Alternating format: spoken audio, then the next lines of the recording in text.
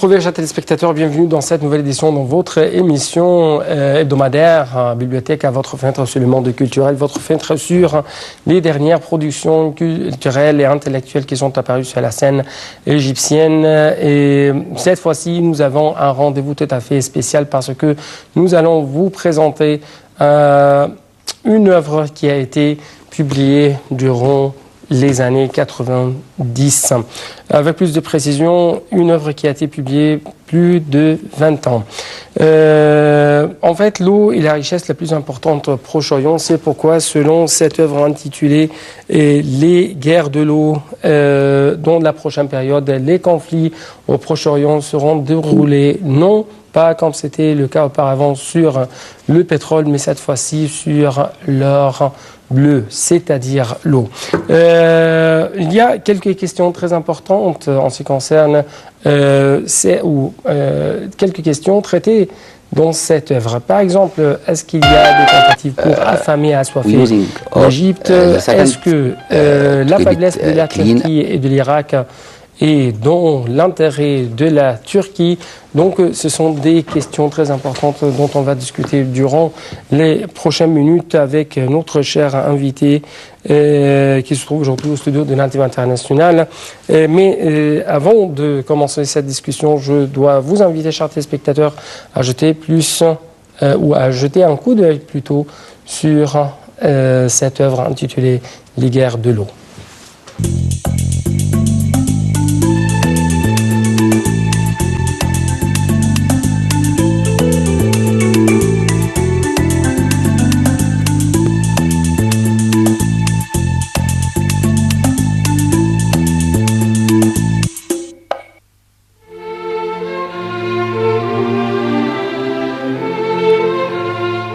La guerre de l'eau n'est pas un nouveau terme qui pourrait expliquer le danger qui pèse sur les relations internationales de plusieurs régions du monde entier. Mais ce terme s'est répété inlassablement au cours des dernières années. En effet, la possibilité d'une guerre est de plus en plus probable, surtout au Grand Moyen-Orient qui s'étend de l'Afghanistan à la nation arabe, avec des pays comme la Syrie, la Palestine, l'Égypte, l'Afrique du Nord et jusqu'aux côtes du Maroc sur l'océan Atlantique. L'eau est et sera toujours l'une des plus importantes ressources naturelles. Elle est la source de la vie. Sans elle, aucun être vivant ne peut survivre et la plupart des machines ne peuvent pas non plus fonctionner. Si elle venait à se raréfier, toutes les activités humaines baisseraient. L'eau est indispensable à la vie quotidienne, nourriture, boissons et propreté, en plus d'autres activités, comme l'agriculture et l'industrie. L'eau est l'élément le plus précieux utilisé par l'homme dans l'espace public et dans la vie privée. Selon les experts, le monde témoignera au cours du XXIe siècle une bataille pour l'eau douce. Celle-ci sera peut-être encore plus acharnée que les rivalités sur le pétrole. Plus d'1 milliard de personnes dans le monde souffriront de la pénurie d'eau, surtout avec la multiplication des sécheresses et la demande croissante sur l'eau. Il est probable que l'Asie et l'Afrique s'engagent dans des guerres pour contrôler les ressources en eau, attisées par les groupes d'intérêt qui détiennent le monopole et exploitent les peuples. Les pays arabes dépendent des ressources en eau d'autres pays. Des pays comme le Maroc, la Mauritanie, l'Algérie, la Tunisie, la Libye, le Liban, l'Arabie Saoudite, le Yémen, l'Oman, les Émirats Arabes Unis et le Qatar ne possèdent pas de rivières et leurs sources d'eau douce se trouvent dans d'autres pays. D'autres pays arabes comme l'Égypte, le Soudan, la Syrie et l'Irak dépendent invariablement de l'eau provenant de pays non arabes. La Jordanie et la Palestine occupées dépendent des eaux provenant de l'extérieur de leurs frontières politiques, mais les sources de ces eaux se trouvent dans la région arabe. Selon le Comité de ressources naturelles relevant des Nations Unies, sur les 214 fleuves internationaux qui existent dans le monde, 110 ont un volume d'eau supérieur à celui requis pour couvrir les besoins des pays de passage et ceux de l'aval pendant les 50 prochaines années.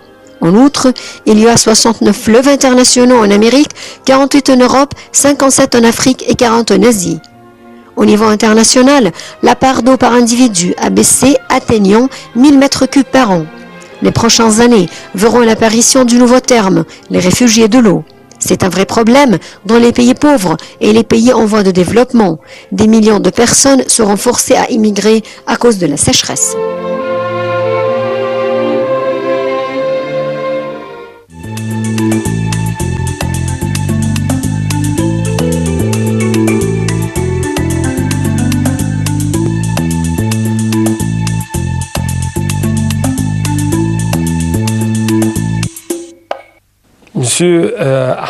Monsieur Hachem Ahmed Mohamed أهلا بك يا فندم في قناة النيل الدولية de Nile TV International et ce livre Les guerres de l'eau et les combats prochains au Proche-Orient, on voit que c'est un livre qui fait allusion à une vérité réelle, que l'eau est une colonne vertébrale et artère vitale également à la formation de la région et la vie des peuples. Laissez-moi vous demander au début que vous avez participé à traduire ce livre. Oui, j'avais traduit ce livre exactement. Pourquoi vous avez choisi ce livre notamment pour le traduire? Le sujet de l'eau est un sujet vital qui intéresse tous les êtres humains et notamment dans les pays où il y avait que l'eau, il y avait une certaine rareté de l'eau.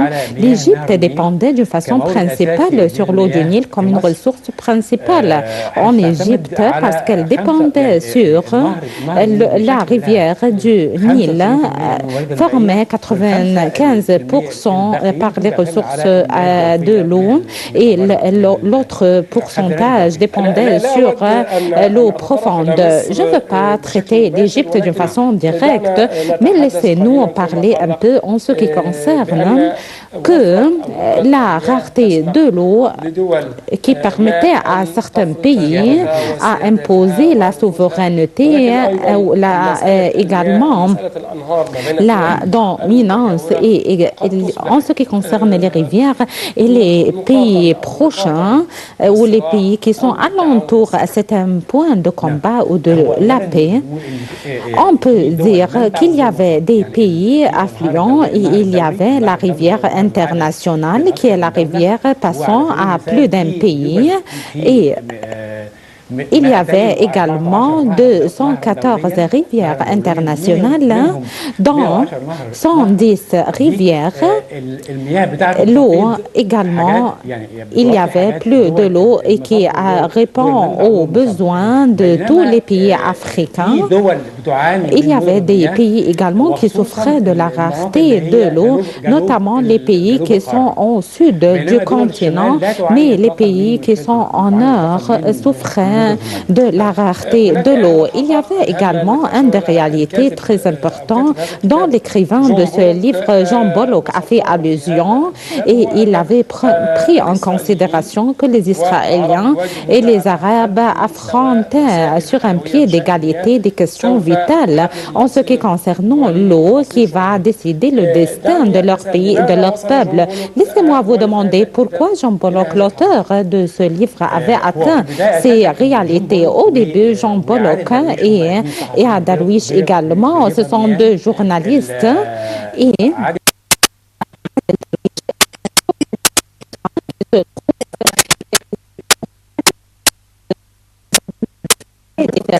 Jean Bollock est allé en Turquie pour discuter les questions de la minorité ou des Turcs et il avait trouvé que la question principale chez eux, que la Turquie également traite l'arme de l'eau contre eux et Adel Darwish s'intéresse à la question aquatique. Il est venu ici et s'est entretenu avec Boutros Ghali qui était le ministre des Affaires également étrangères et il menace également et met en garde que le combat prochain pour l'Égypte est un combat aquatique ou un combat de l'eau parce que c'est une artère vitale principale pour l'Égypte. Et l'eau également est le point considérable pour la politique égyptienne étrangère. L'Égypte se trouve également dans le bassin du Nil, est un pays principal, et les pays du bassin du Nil, ce sont sept pays africains qui sont زائر et Ouganda et Tanzanie et Kenya et Rwanda et Burundi et l'Éthiopie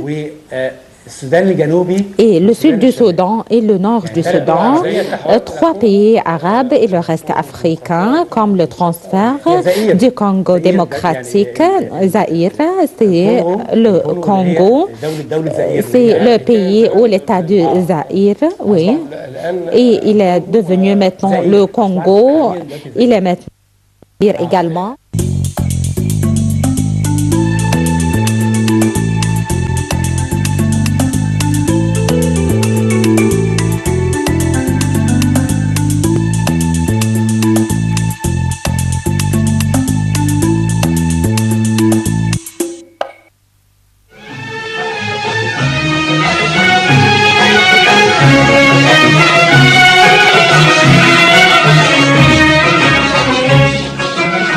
سمعت في شطك الجميل ما قالت الريح للنخيل سمعت في شطك الجميل ما قالت الريح للنخيل سمعت في شطك الجميل ما قالت الريح للنخيل سمعت في شطك الجميل ما قالت الريح للنخيل يسبح الطير أم يغني ويشرح الحب للخميل وأصل تلك أم صبايا شربنا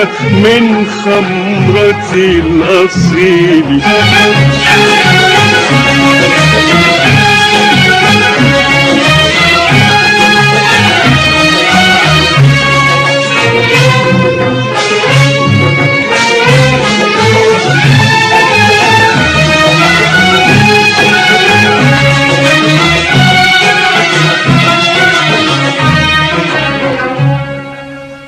وزورق بالحنين سارا أم هذه فرحة العذارى تجري وتجري هواك نارا حملت من سحرها نصيبي تجري وتجري هواك نارا حملت من سحرها نصيبي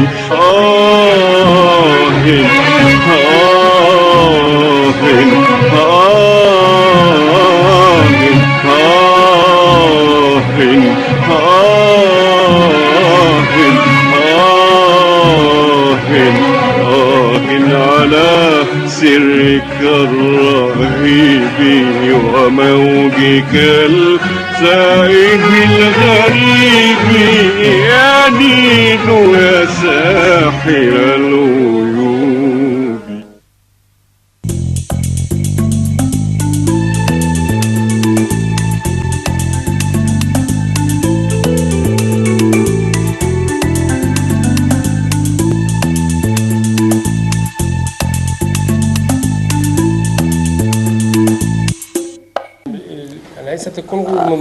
Le Congo n'est pas parmi les pays du bassin du Nil. Le Congo est un pays, oui, il a transféré. Zaïre a transféré à Congo. Bon, en tout cas, il y avait une des réalités les plus importantes, c'était par ce livre, que le pourcentage, 85% de l'eau ne sont pas, pour les pays arabes, venant des ressources non arabes. Et ici, l'auteur de cette œuvre avait fait allusion à des estimations effectuées par le Pentagone américain en 1992 en ce qui concerne les combats éventuels au Proche-Orient et qui révèlent ou exigent exige l'intervention des forces armées américaines sur le déclenchement d'une guerre entre la Turquie et la Syrie en ce qui concerne la question aquatique.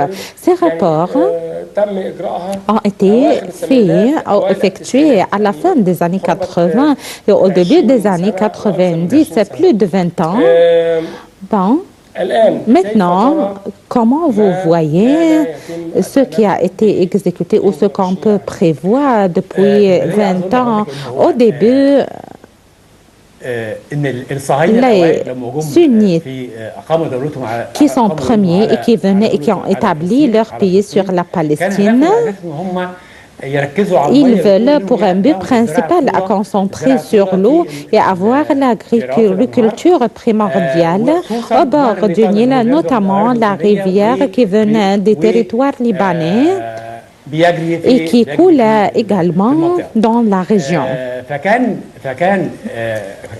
L'Israël, toutes les tentatives pour Israël veulent également contenir et obtenir la plus grande quantité de l'eau de la rivière jordanienne qui se trouve par trois ressources, la rivière de Al-Hasabon qui venait des territoires libanais et qui également donne tout l'eau à la rivière Jordanie et la rivière de Ben Yasser également et la rivière de Dan qui se trouve principalement en Israël avant 1948. Israël, le début des problèmes essentiels, Israël pensait, ou les leaderships israéliens pensaient dès le début d'avoir l'arme en longueur pour l'eau qui se trouve dans la région. Et en 1951, c'est une assuration effective pour le sujet. Israël commence à sécher pour le lac du Haoula pour obtenir la plus grande quantité de l'eau pour la rivière jordanienne parce qu'il absorbe 95% de l'eau renouvelée et les forces syriennes ont frappé les main-d'œuvre israéliennes.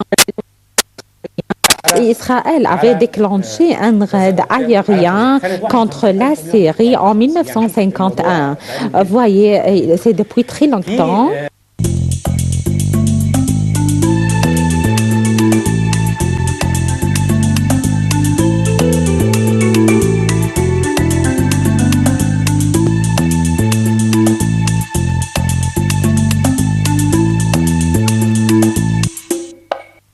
Actuellement, chers téléspectateurs, nous devons aller à une bibliothèque d'Égypte afin de rencontrer un des non-lecteurs qui va nous parler d'un livre qu'il va choisir et qu'il va nous présenter.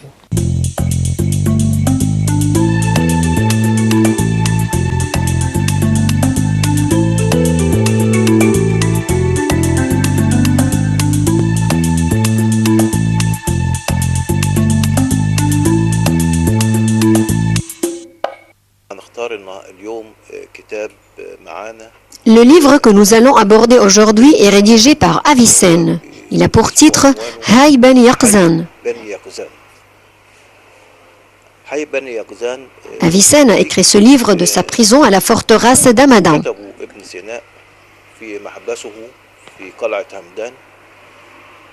Comme nous le savons, les bibliothèques ont transmis la philosophie grecque et ont traduit de la langue grecque surtout les livres scientifiques.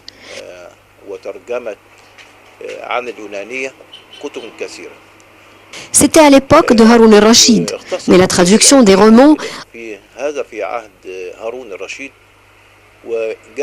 a un peu tardé et personne ne s'est intéressé aux romans. Notre livre rédigé par Avicenne s'intéresse aux romans.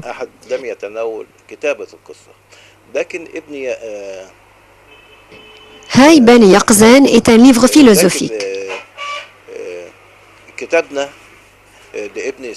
Avicenne était un philosophe qui a écrit plusieurs livres. Il était aussi médecin. Les universités étudiaient ses livres dans ce domaine. Mais il était connu pour sa philosophie islamique.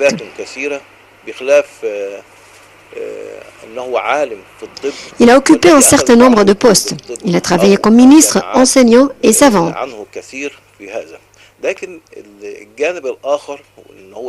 Il changeait toujours de place. Un jour, il était ministre, un autre, lorsque le calife se mettait en colère contre lui, il le transférait.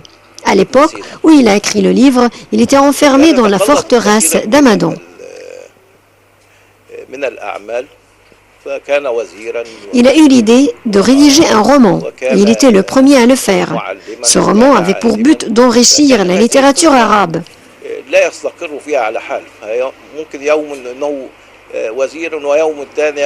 Peu après, le sujet de ce roman a été abordé par plus d'un érudit comme Ibn Tufayl et après lui Al-Sarhoudi, qui a donné à son livre le titre « L'exil de l'Ouest ».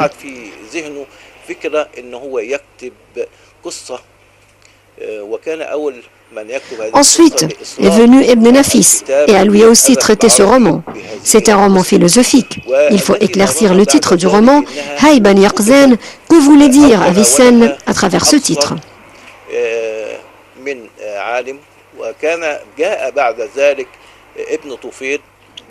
Hay est un nom, symbole de l'homme, et Bani Yaqzan veut dire l'esprit éveillé.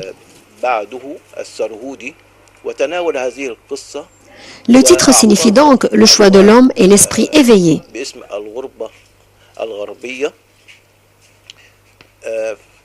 Avicenne a commencé par présenter le principal protagoniste en posant une question au cheikh. Quel est votre nom?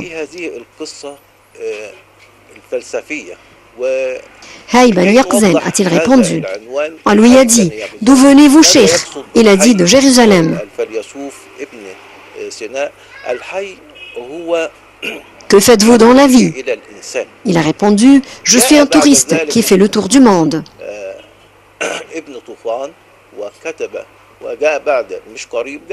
Voilà les trois volets sur lesquels est basé le roman. Ensuite vient Ibn Tufayl, 2 siècles après Avicenne.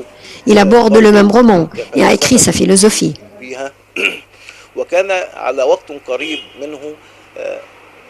Peu de temps après, vient Shihab el-Din el-Sarhoudi, qui a choisi pour le roman un nouveau titre, à savoir « L'exil de l'Ouest ».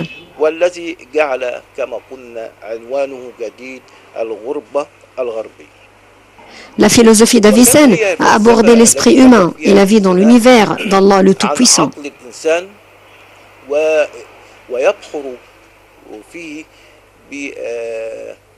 Comme l'homme peut-il s'épanouir? En contemplant les gens autour de lui et en faisant la connaissance des créatures d'Allah le Tout-Puissant.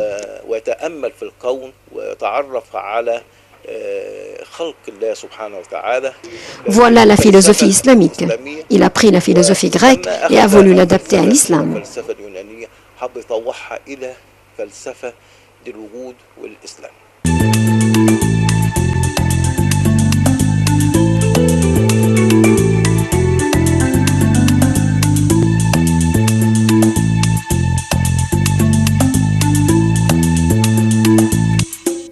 Et enfin, c'est le box-office, c'est-à-dire les 5 livres les plus vendus en Égypte ou dans le monde durant les derniers jours.